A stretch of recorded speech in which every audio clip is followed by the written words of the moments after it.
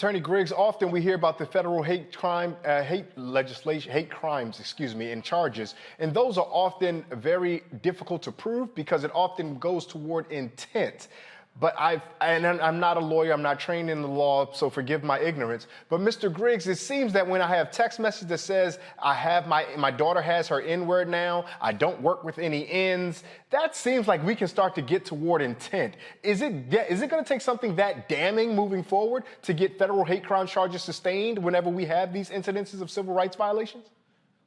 Well, hopefully not, but in this case, it's so clear cut. I mean, they put it in black and white. They put it in text messages. They put it in emails. They put it on the internet. And so it's essentially easy for the government to walk you through the mental intent and the thought process of these three individuals. And I think that, this case will be a seminal case to show that we have to push this envelope. We have to have these cases prosecuted. And I applaud the family of Ahmaud Arbery for, as Attorney Jones just said, opening the casket to show in 2020 and 2021 and 2022, these issues are still very relevant. And it's important for the world to see this. So I think that this case will be the beginning of many, many, many more hate crime prosecutions. And that's why I think it's necessary. Mr. Griggs, let me follow up then with this.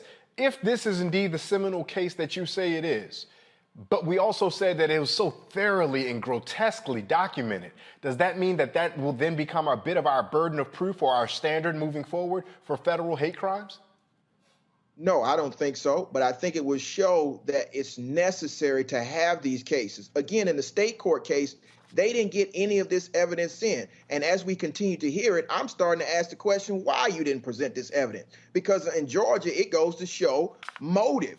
And this case was precipitated on the basis of race. Now, I understand they didn't need to prove that to prove the murder, but it goes to the very essence of why those individuals hunted Ahmaud. And so I'm happy to see it coming out. Yes, it's painful. Yes, it's ripping a scab open. But again, the country needed to see why Wanda and Marcus fought for 74 days to push back against this cover-up. And now we're starting to see it. This case was always about race. We always knew that something nefarious happened in the Scintilla Shores community, and now the world is getting to see it.